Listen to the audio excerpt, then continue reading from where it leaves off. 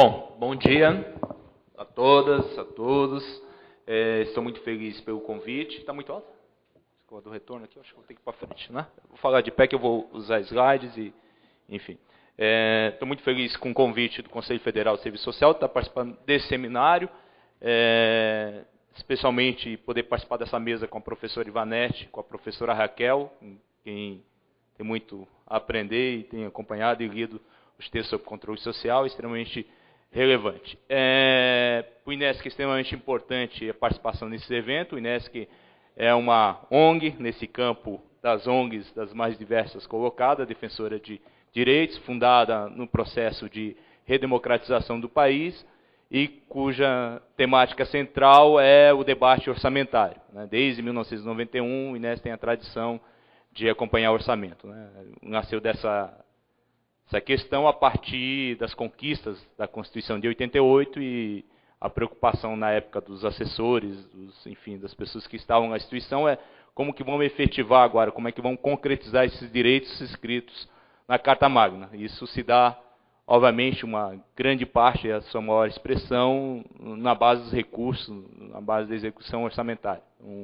Primeiro grande desafio era entender o próprio orçamento, né, para depois fazer o seu controle.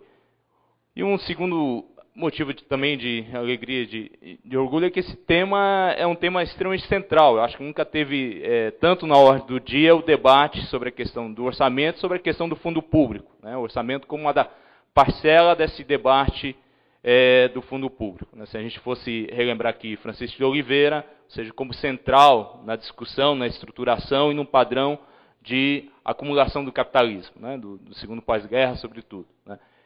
Por meio do orçamento público, uma fonte intensa de debate, de busca de recursos, que você tem a transferência de dinheiro da sociedade, de recursos da sociedade, por exemplo, para possibilitar a acumulação do capital no aspecto dos seus investimentos.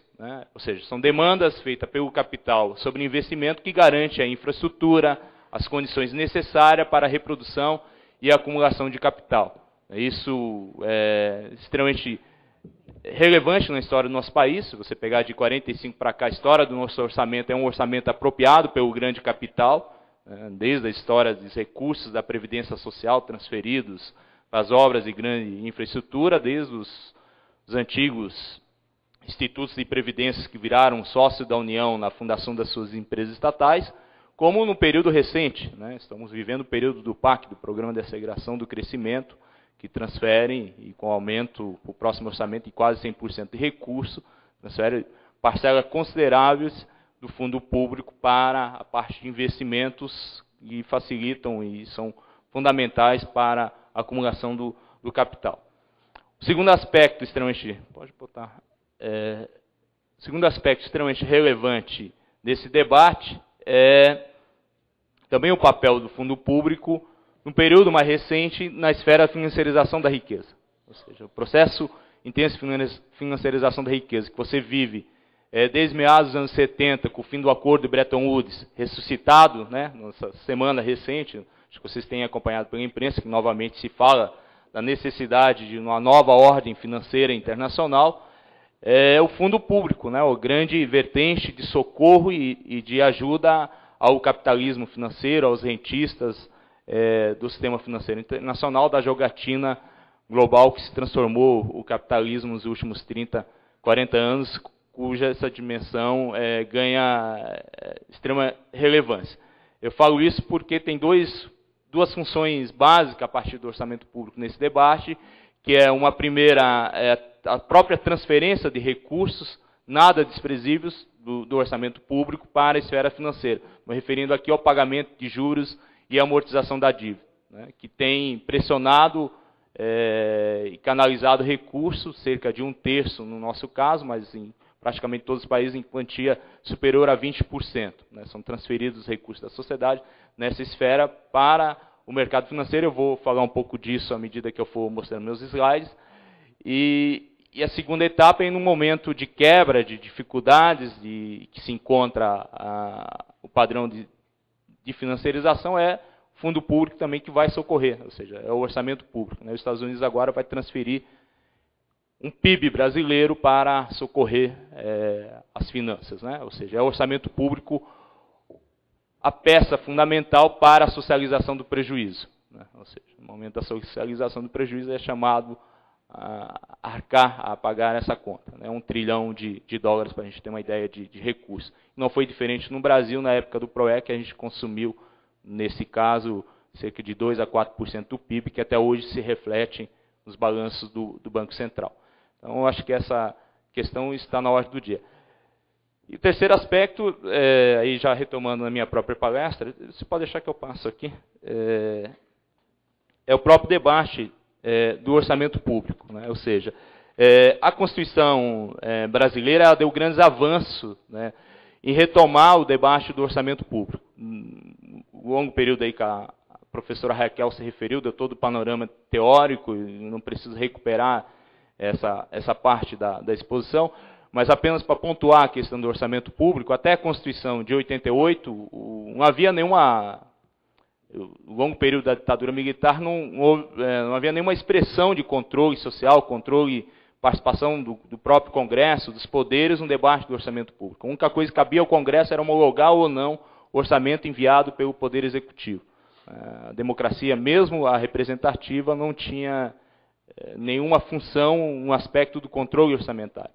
E um aspecto que chamava também a atenção, que uma parte considerável dos recursos passava pelo chamado orçamento monetário. Ou seja, toda a conta-movimento do Banco do Brasil, toda a parte financeira do orçamento não era expressa. Ou seja, não era nem sequer publicado os dados, as informações, enfim. A Constituição, um pouco de trazer e extinguir esse orçamento monetário foi um pouquinho antes da Constituição, mas a Constituição vai retificar essas mudanças, essas reformas, e vai ampliar o ciclo orçamentário e o processo orçamentário. Isso é extremamente importante. Do ponto de vista do processo orçamentário, ela vai dar novamente poder ao parlamento do debate sobre a questão orçamentária, ou seja, de apresentação de emenda, da participação da sociedade nesse processo, de você poder vetar, rejeitar, alocar recursos, transferir dotações orçamentárias, ou seja, o Congresso ganha novamente essa importância. E do ponto de vista do ciclo orçamentário, é a ampliação do próprio conceito de orçamento público, não mais limitado apenas à lei orçamentária anual, mas trazendo a ideia do planejamento para dentro do orçamento público, né? Eu me refiro a uma parte desse ciclo orçamentário, que é o PPA, o Plano Plurianual, ou seja, que vai expressar muito mais do que uma política de governo, mas uma política de Estado, que ultrapassa, inclusive, o mandato do comandante do Poder Executivo, para tentar uma tentativa ainda distante, né, de uma visão de mais médio e longo prazo na alocação dos recursos públicos. Uma outra mudança importante foi o estabelecimento da Lei de Diretrizes Orçamentárias. A Lei LDO traz elementos novos nesse debate, ao fazer essa ligação entre o planejamento e a lei orçamentária, e também a trazer as metas, sobretudo econômicas, né, ainda não sociais, e ganhou maior importância esse aspecto a partir da Lei de Responsabilidade Fiscal para dentro do orçamento público. Então, ganha essa relevância. E a última parte é a própria Lei Orçamentária Anual. Se a gente pegar em comparações internacionais, o ciclo orçamentário brasileiro é um dos maiores. Tem maior tempo de duração, inclusive, de discussão nos parlamentos. Nosso ultrapassa a 120 dias, né? Apesar ainda de não existir a lei complementar prevista lá na Constituição para organizar os prazos, o envio de todo esse processo, hoje já se ultrapassam 120 dias nesse debate. Agora, por outro lado, tem uma série de limitações ainda nessa discussão que eu vou mostrar aqui na exposição. Uma das limitações, além da falta do acesso às informações para o efetivo controle social, diz respeito à dinâmica da política macroeconômica dos anos 90, né, os anos do neoliberalismo. Ou seja, sobretudo a partir de 1999, você tem aí um tripé de câmbio valorizado, política fiscal austera, eu estou me referindo ao superávit primário, e a política monetária restritiva de elevadas taxas de juros, né. Isso traz efetivamente dificuldades no debate orçamentário. Apesar das pessoas, às vezes, nos debates sociais, a gente não se dar conta disso, né. Ao fazer escolha de política econômica, eu estou fazendo escolha de política social e escolha de prioridades orçamentárias. Ao dizer que parcela expressiva do orçamento público vai ser canalizado para determinados setores da sociedade ou para a parte financeira, e essa é uma das grandes limitações. O Poder Legislativo não pode fazer emenda ou alterar a dotação orçamentária referente a juros da dívida pública, né? Então, isso é um limite concreto no debate sobre controle social, ou seja, uma parcela do orçamento não está submetida a qualquer tipo de alteração, ou seja, você vai ter que ser feito daquela forma enviada pelo Poder Executivo, já reserva essa parte dos recursos, né? Então, isso também coloca essas limitações. Bom, isso é um pouco um pano de fundo que eu vou tentar passar ao longo da minha fala, dos meus slides. Precisa copiar, eu vou deixar disponível para o Conselho, aí pode ser reproduzido, colocado na página, enfim. E parte está nessa publicação que a Ivanete se referiu, que o INESC tem debatido, enfim, tem feito isso. Bom, uma primeira questão é qual a importância do debate do orçamento. Na realidade, o orçamento vai ser a concretização de um conjunto de direitos. É nele que a gente vai conseguir efetivar, seja desde os tratados internacionais aos quais o Brasil é signatário, ou seja, referente, por exemplo, à própria Seguridade Social, ao combate ao trabalho infantil, ao trabalho escravo, enfim, é um conjunto de direitos sociais, econômicos, culturais, ambientais, civis, aos direitos estabelecidos na Constituição Federal, na legislação infraconstitucional e na própria formulação da política pública. Vai ser no orçamento público que a gente vai conseguir concretizar grande parte desses direitos, desses princípios, dessas recomendações, dessas orientações e dessas conquistas sociais. Ou seja, a partir do orçamento público eu vou conseguir visualizar a alocação desses recursos e se de fato esse orçamento público, por exemplo, está priorizando a efetivação desses direitos. Até que ponto o orçamento municipal, estadual, o orçamento federal, de fato é um orçamento que caminha na universalização, na efetivação dos direitos que estão lá escritos, seja nos tratados que somos signatários, seja na Constituição e na legislação. De que forma que vai se traduzir? Não adianta eu dizer que eu vou, por exemplo, universalizar a saúde e, ao olhar o orçamento público, você não vê efetivação, ampliação dos recursos para a área de saúde. Então, acaba no discurso vazio. Não adianta eu dar o discurso que a prioridade é a educação, que eu tenho lei, que obriga a destinação, e o orçamento público, de fato, não alocar os recursos ou as verbas ficarem obscuras, ou se misturar dinheiro que é da educação com outros recursos, né? A própria esfera da assistência social, por exemplo, ao canalizar lá no orçamento da Seguridade Social a transferência de benefícios a servidores públicos como recurso da assistência social. Estou dando apenas alguns exemplos que a gente pode até depois discutir no debate. Um segundo desafio nesse debate do orçamento é o próprio conceito, né, a própria discussão. A professora Raquel tocou muito bem no debate da despolitização, e aí eu vou pegar da própria questão econômica. Ou seja, parece que o orçamento é uma questão técnica e o debate de política econômica é uma questão para especialistas, uma questão para técnicos, né? Então, na realidade, não é nada disso, né? Nós precisamos urgentemente politizar esse debate, né? Por detrás de uma questão de tecnicidade, na realidade, está escondendo as escolhas, os interesses e a forma de influência dos autores sociais sobre, por exemplo, o próprio orçamento público, né? Acho que um primeiro grande desafio é transformar essa peça que faz de tudo para ser uma peça técnica, né? Quem conhece um pouco de orçamento, se pegar uma função programática com 17 dígitos, né? Para nenhum terráqueo entender, ou seja, extremamente difícil entendimento e exige um elevado nível de qualificação. Nos conselhos, eu imagino essa dificuldade de debater, de conseguir ultrapassar essa peça técnica. Mas ali o orçamento está expressando prioridades políticas, escolhas, interesses da sociedade, interesses dos autores sociais. Então, essa é uma primeira grande passo que nós temos que dar. Ou seja, é politizar o debate orçamentário. Quais são as escolhas que são feitas, quais são as prioridades do Poder Executivo naquele mandato, ou seja, quais são as prioridades do governo. Então, muito mais do que uma peça técnica, né, ou seja, estou botando aí de forma restrita um plano de governo para guiar ações do poder público de curto e médio prazo, o orçamento é uma arena de disputa de interesse, né? Ou seja, onde que a gente poderia, por exemplo, na esfera dos poderes, pensar um papel na função de cada um do poder, ou seja, o poder executivo desde a prerrogativa da elaboração, o poder legislativo nas alterações que pode fazer, dados esses limites que ainda expressei para vocês no começo, e na sociedade civil a forma que controla, participa, reivindica, faz a própria monitoração e o controle orçamentário dessa peça. Apesar desses avanços trazidos pela Constituição, o orçamento público é ainda muito dominado pelo Poder Executivo. Você veja que é uma das únicas leis que é autorizativa. O orçamento ele autoriza o Poder Executivo a gastar o recurso. Não quer dizer que será executado, não quer dizer que será efetivado. Isso é uma outra questão. E Inés tem dado uma grande contribuição nesse debate ao analisar a questão da execução orçamentária. A gente vai ver aqui, eu tenho alguns slides mais na frente que vão mostrar isso. Vocês vão perceber tudo aquilo que não tem o mínimo constitucional, que não está escrito lá na Constituição, que não tem a lei assegurando o direito, não há alocação orçamentária. E quando há alocação orçamentária, não há execução orçamentária. Você tem a dotação orçamentária, mas a execução é próximo de 0, ou de 1, ou de 2%. Lembrei na fala da Raquel o programa de habitação de interesse social. Teve uma aluna lá do Serviço Social que fez a monografia dela nessa área. Teve um ano que foi 0%. Apesar do enorme déficit habitacional no país, todas as dificuldades das famílias de baixa renda. Então não adianta dar o discurso se no concreto, na efetivação dessa política não ocorre, que é por meio do orçamento público.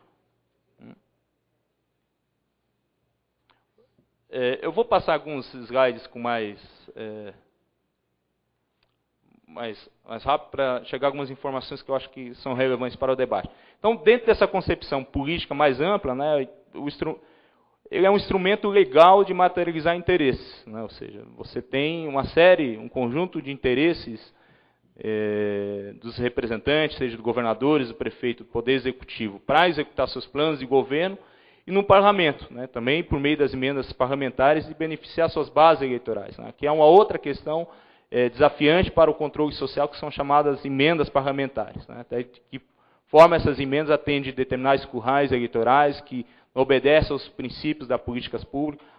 O livro da professora Ivanete tem uma grande contribuição a isso, nas análises de emendas no orçamento da União na área da assistência social durante um determinado período de tempo, e a gente vê nitidamente esse jogo de interesse no orçamento público. Bom, então, a gente pode dizer que o orçamento é um instrumento que vai ser a institucionalização dessa lei, desse contrato, entre os diferentes interesses que perpassam os poderes formais, além das preferências dos autores sociais. E aqui a gente está falando de todos que debatem, que têm uma luta nesse espaço político.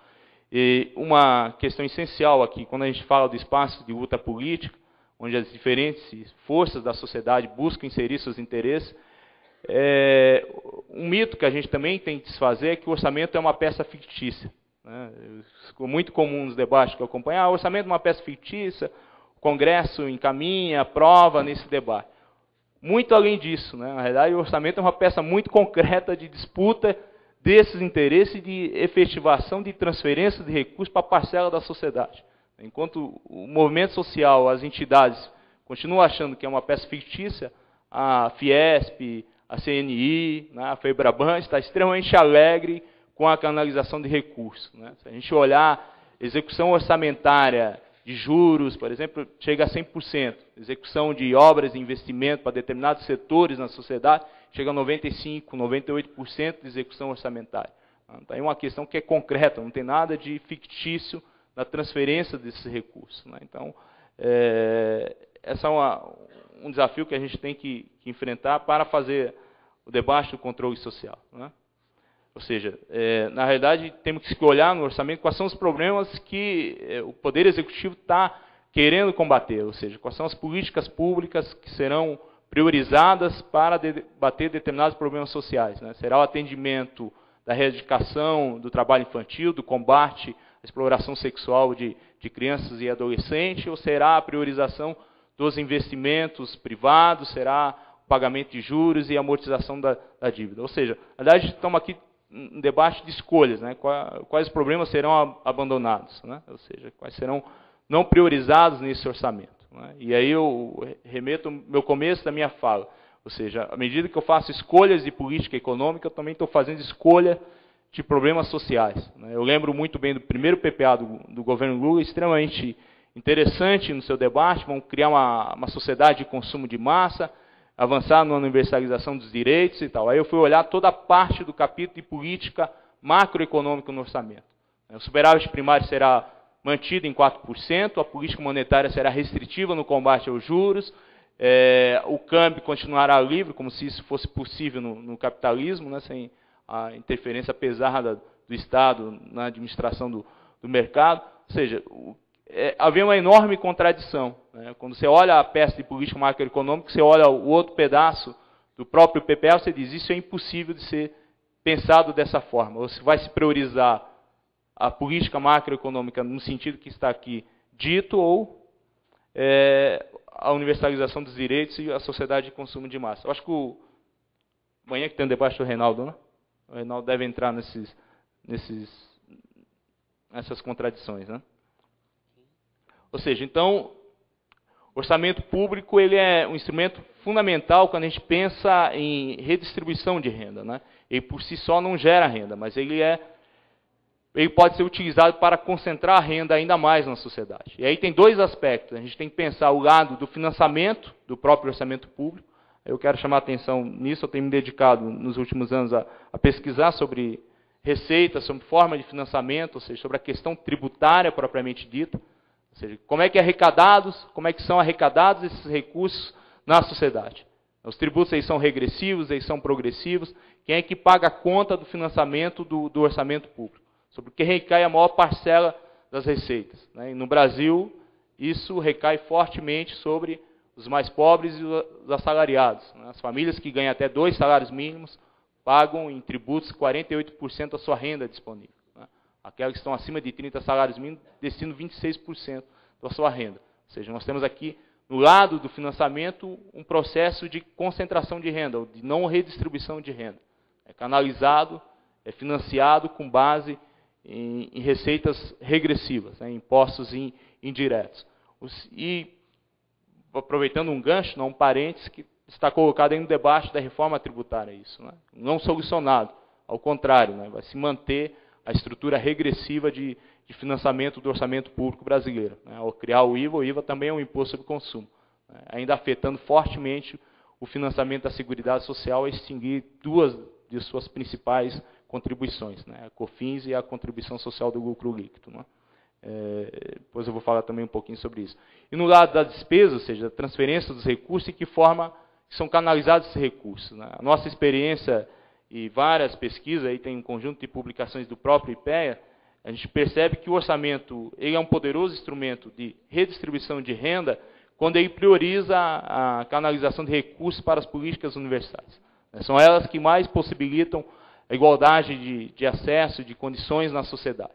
Quando eu olho, por exemplo, gastos educacionais, gastos com saúde, são eles que eu consigo fazer inclusão de negros, de mulheres, de segmentos menos favorecidos na sociedade, que ofereçam melhores condições de acesso a determinadas políticas públicas. Né? Por outro lado, quando eu tenho um orçamento focalizado, condicionado, com transferência, estilo transferência de renda ou de outros aspectos não universais, isso coloca também limites a essa redistribuição.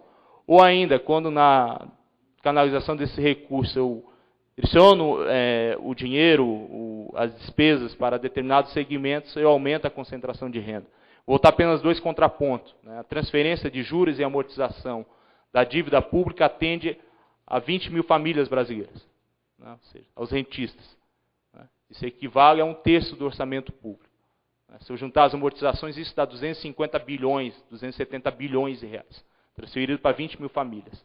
Se eu juntar, do outro lado, as despesas dos benefícios da Previdência Social, mais o BPC, o Renda Mensal Vitalícia, eu tenho aí uma transferência também de 250 bilhões de reais, mais para 20 milhões de famílias.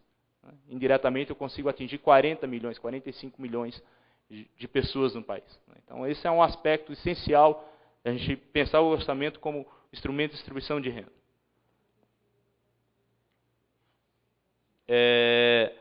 Algumas dessas determinações legais estão no próprio círculo orçamentário, no PPA, na LDO, na LOA, E aí eu estou deixando a referência da legislação para a gente ter uma ideia. Eu vou comentar um pouquinho de questões que a gente temos que avançar nisso, né? Lembrando que a Lei 4.320 ainda é de 1964, né? Então ela está precisando também de uma profunda reformulação e atualização para incorporar o controle social, para incorporar o acesso das informações públicas, um conjunto de mudanças. E no capítulo 2, que trata das finanças públicas, há uma lei essencial que tem que ser feita, que é complementar, que trata das finanças públicas, né? Ou seja, que na realidade vai substituir a Lei 4.320. Ela que vai definir prazos, participação, a série de conjuntos que não estão estabelecidos. E a Lei de Responsabilidade Fiscal, ela tem um peso enorme sobre o orçamento público, né? Ela, por exemplo, diz que a prioridade dos gastos públicos é o equilíbrio entre receitas e despesas e é honrar os compromissos financeiros. Na esfera da União, pagamento de juros e amortização da dívida, estados e municípios, sua dívida com a União, né? Repactuada no governo Fernando Henrique Cardoso, que bota qualquer debate sobre ampliação de gastos sociais com uma corda no pescoço. Um gestor responsável é aquele que obedece à lei de responsabilidade fiscal. Não é aquele que constrói escola, gasta com saúde, com educação, né, com universalização de políticas, né.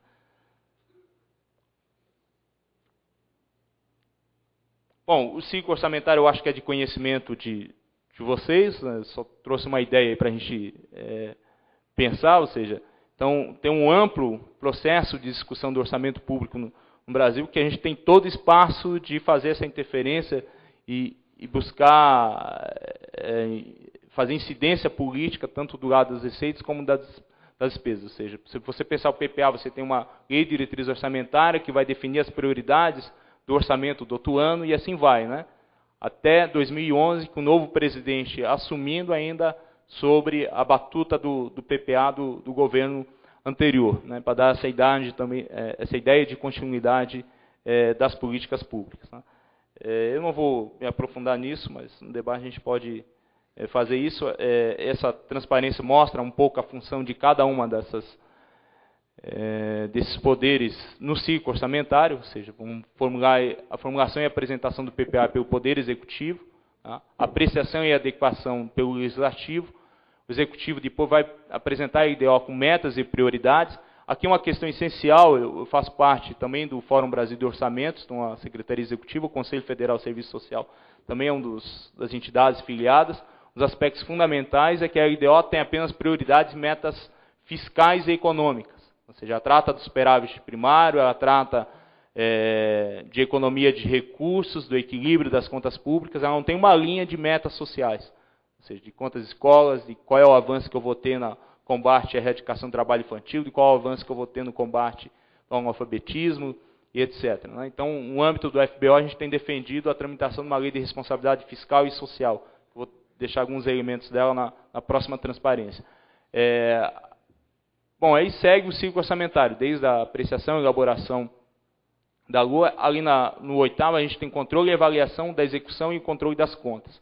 Esse controle e avaliação das contas cabe ao Poder Legislativo via o Tribunal de Contas e também à sociedade civil na sua efetiva participação, né, de controle do orçamento. Os conselhos têm um papel relevante, né, nesse aspecto, seja na aprovação do próprio orçamento a ser encaminhado pelo Poder Executivo e no seu controle do que foi de fato realizado, né, ao longo desse período.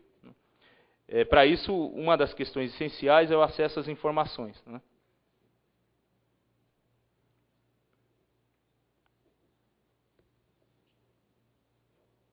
Ou seja, o acesso às informações é um mecanismo indispensável, né, para você ter uma intervenção qualitativa da sociedade civil organizada nessa esfera pública, né.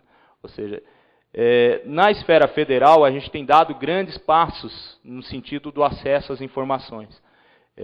Tem, no âmbito do orçamento da União hoje, o portal Transparência, né, que tem possibilidade de acesso a um conjunto de informações, e no âmbito do Poder Legislativo tem o SIGA Brasil, né, que é um portal muito amigável, acessível, com informações quase online sobre a execução orçamentária no Brasil. Ou seja, as informações do CIAF são repassadas 24 horas depois para o SIGA Brasil. Então, a gente deu passos largos no sentido desse controle, de se apropriar dessas informações. Ora, um aspecto extremamente importante é a qualificação, né, para acesso a essas informações. Como fazer a leitura dos dados orçamentários, né, como conseguir interpretar essas informações, né, como se qualificar tecnicamente. Né. Nos âmbitos dos conselhos é fundamental isso. Né, não adianta você ter representação da sociedade civil que não consegue entender, ler o orçamento público. Né. Nós temos feito um debate aqui no âmbito do Conselho de Defesa de Crianças e do Adolescente. Eu falo o INESC. Nós temos qualificado os conselheiros aqui no sentido de interpretar essas informações do orçamento, de fazer esse controle. Né? E o princípio das informações públicas está lá na Constituição. Né? Todos têm direito a receber dos órgãos públicos informações de seu interesse particular, né, ou de interesse coletivo geral. Ainda tem outras, no próprio artigo 5º também fala de uma lei para regular o acesso às informações públicas. Né? Entretanto, isso também não tem ocorrido. Né? A maior preocupação é de como esconder as informações públicas, né? E não de dar acesso às informações. Né? Isso tem sido um dos limites. Né? Um outro aspecto também para o controle social, nas contas dos municípios, né, elas devem ficar disponíveis por 60 dias anualmente e à disposição de qualquer contribuinte. Aqui tem também, eu acho que um equívoco, não devia ser à disposição de qualquer cidadão, né, para exame e apreciação, o qual poderá questionar sua legitimidade. Esse acesso, né, foi ampliado para todo o ano, né, esse prazo de 60 dias, hoje é o ano todo, por determinação da Lei de Responsabilidade Fiscal. Agora, nós acompanhamos alguns trabalhos de base, é extremamente difícil efetuar isso nos âmbitos dos municípios. Né? Nos estados tem se engatilhado nisso. Tem locais que as pessoas são, inclusive, ameaçadas de morte quando vão pedir acesso aos dados públicos, aos orçamentos. Né? A gente tem algumas experiências de acompanhar no Maranhão, no Rio Grande do Norte, esse debate efetivamente. Né? Além disso, né, qualquer cidadão, partido político, associação, sindicato, é parte legítima, né, uma forma da lei para denunciar irregularidades e ilegalidades, né, ao TCU. Né. Temos a previsão legal para isso. Né. Bom, controle interno. A Constituição ainda determina que a fiscalização contábil, financeira e orçamentária será exercido pelo Congresso Nacional, mediante controle externo pelo sistema interno de controle de cada poder. Isso também é um aspecto que deixa muito a desejar em termos de controle social. Né? A Comissão Mista de Orçamento, por exemplo, aqui no Congresso Nacional, se preocupa muito um debate na aprovação da lei. Agora, na sua fiscalização, no seu efetivo controle a seguir, não ocorre. A mesma coisa por parte da sociedade civil. Né? Às vezes faz todo o debate no círculo orçamentário, apresenta emenda, briga, faz toda a discussão e não acompanha a parte seguinte, que volta para o Poder Executivo para a sua execução. Né? A Lei de Responsabilidade Fiscal é extremamente limitada, tem um conjunto de críticas, né? É uma lei que favoreceu muito a transferência de recursos do orçamento público aos banqueiros, ao setor financeiro da economia, essa prioridade dos equilíbrios, mas ela tem um aspecto interessante, que é o da transparência, à medida que será assegurada, né, o incentivo à participação popular e realização de audiências públicas, durante todo o processo de elaboração e discussão do plano, lei, diretrizes orçamentárias e orçamento. Ou seja, é obrigado a fazer todo o debate por meio de audiências públicas, com a presença da sociedade civil e dar acesso a essas informações. O FBO tem feito isso 2 anos seguidos no âmbito do Congresso Nacional. Né? Temos participado das audiências públicas nas 5 regiões do país, buscando interferir no processo orçamentário. Né? Nós estamos defendendo a revisão, seja da Lei 4.320, né, a fim de ter acesso também ao CIAF, né, e a sistemas similares subnacionais para fim de consulta e controle social, assim como a defesa da criação de um sistema único de informações fiscais, né, de âmbito nacional, de forma a reunir todas essas informações sobre as questões orçamentárias. Bom, no tocante à Lei de Responsabilidade Fiscal, nós estamos defendendo a sua alteração, né, para estabelecer uma lei que também inclua as metas sociais. Ou seja, nós estamos querendo que se estabeleça prioridades sociais para um conjunto de políticas públicas. Né, e que mude também essa questão da gestão pública, no sentido que um gestor público seja reconhecido pelos avanços que ele consiga fazer na área social. A modificação que a gente está apresentando no texto também amplia o controle da sociedade, né, sobre os governantes, como garante a participação popular em todo o ciclo orçamentário. Né. Essa proposta de mudança da Lei de Responsabilidade Fiscal, que a gente está chamando de Lei de Responsabilidade Fiscal e Social, ela já foi aprovada no âmbito da Comissão legislação participativa, hoje está na Comissão de Finanças e Tributação do Congresso Nacional. Há uma experiência também de reproduzir isso nos estados e municípios, né? Alguns municípios já têm aprovado leis nesse sentido.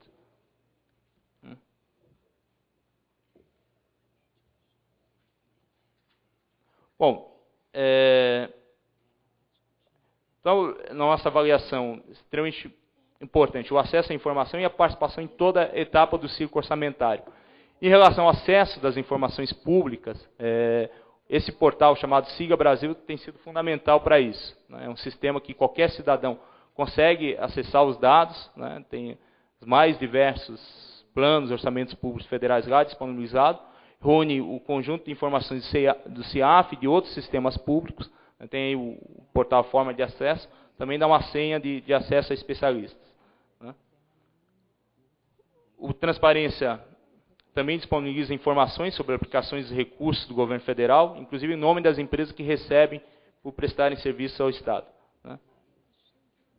Agora, contudo, nos estados e municípios, né, a gente usa uma expressão lá no INESC que estão na idade das trevas, né, que diz respeito às transparências orçamentárias. A gente tem muita dificuldade de acesso, né, não tem dados públicos, informações, e isso dificulta o monitoramento e avaliação dos gastos e do controle orçamentário, né. Eu queria agora, já indo para a parte final da minha exposição, apresentar um pouco desse controle na esfera da União dos gastos orçamentários, do direcionamento, do financiamento do orçamento público e algum desses limites que são colocados pela política econômica, né? Ou seja, à medida em que ela afeta também a execução orçamentária.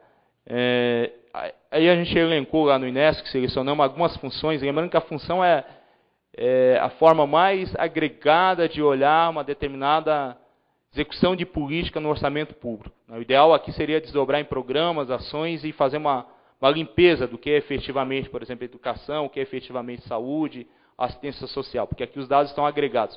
Mas mesmo esse olhar de dados agregados já permite algumas pistas no sentido do direcionamento dos recursos públicos. Se olhar aqui a soma do conjunto do orçamento brasileiro, né, eu tenho de 2004 para 2007 nessas políticas uma evolução de 12%. Esses números já estão deflacionados pelo GPDI, né? Quando eu olho o total do gasto no orçamento fiscal e da Seguridade Social, eu observo que ele evoluiu 20%. Não sei se vocês percebem.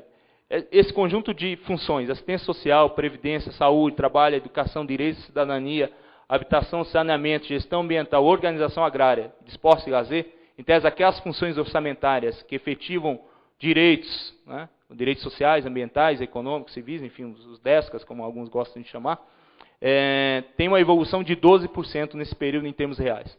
O conjunto do orçamento público brasileiro tem uma evolução de 20%. Esse período é o período do PPA, do Plano Plurianual 2004 a 2007. Ou seja, o que está me indicando? Né? Que subiram essas políticas. Contudo, elas subiram bem menos do que o conjunto de gastos do orçamento público. Ou seja, parte dos recursos estão sendo canalizados que não para a efetivação desses direitos. Ou seja, e não sobe na mesma velocidade. Aliás, a participação no orçamento dessas políticas, ela cai nesse período, né? Decresce de 45% para 42%. Né? Se eu excluir, inclusive, a participação da Previdência Social, vocês vão ver que esses conjuntos de funções estão estacionados nos últimos 4 anos. Ou seja, está em 14%. Né? 14,27% a 14,25%. Melhorou um pouquinho em 2007 em relação a 2006.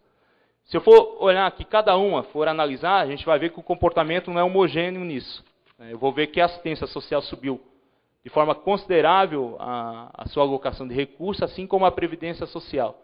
Você tem uma variação de 42% em termos reais da assistência social, uma variação de 9% na previdência social. Fortemente explicável, né? Puxado pelo aumento do salário mínimo, no caso ainda da assistência social, o BPC pela redução da idade, de 67 para 65 anos para acesso ao benefício, e pela expansão do programa Bolsa Família, transferência de renda sob condicionalidades. Na Previdência Social, puxado pelo aumento do salário mínimo. Quando eu olho o gasto com saúde, a gente consegue começar a entender um pouquinho o caos que está a saúde no país. Os dados, apesar do crescimento populacional, apesar de toda a demanda que você tem, apesar do Brasil escrever que é um país que vai universalizar a saúde, ele cresceu apenas 3% nesse período em termos reais. Ou seja, o gasto com saúde está de fato estacionado. Eu tenho uma transparência aqui que vai mostrar sobre o PIB, tem um decréscimo de 2004 em relação a 2007 nos gastos com saúde. E aí não é surpreendente que a pesquisa do IBGE revela que as famílias e o setor privado gastam muito mais em saúde do que o Estado. Está quase o dobro de gasto. Bom, agora quando eu vou olhar outras políticas, que não aquelas do âmbito da Seguridade Social ou da educação, que tem determinações de mínimos legais, e que teve o Fundep especificamente na educação que explica isso, eu vou ver ou que decresce o recurso, ou que os recursos não são executados. Se eu vou pegar, por exemplo, a habitação, tem um decréscimo de quase 100% nesse período. Executou em 2007 0,40 milhões de reais em termos reais. O saneamento, 41 milhões. Já que estamos discutindo a questão urbana, um tema extremamente central de a gente se apropriar no debate. Ou seja, você tem metade dos recursos executados nesse período. Ou seja, organização agrária, está praticamente estacionada a execução de recursos. De esporte e lazer, vocês vão ver que tem um aumento considerável. É fortemente explicado pelo Pan-Americano, organizado no Rio de Janeiro. Então, está aí a execução orçamentária, obviamente, que cresce quase 3 vezes. Também a transferência do fundo público, fortemente para uma organização privada, que é o conselho que organizou os jogos. Ou seja, bom, aí em termos do PIB, para dar uma noção também, e esse dado também é assustador. Essas funções que asseguram o direito, quando eu vou olhar, quando eu excluo a Previdência Social, vocês vão ver que elas representam apenas 4% dos gastos públicos brasileiros. Ou seja, sai de 4% para 4,30%. Se incluindo a Previdência, está em 12,62%. Há, de fato, aumento de gastos sociais em determinadas funções, aquelas no âmbito da Seguridade Social, especificamente duas, assistência e previdência social.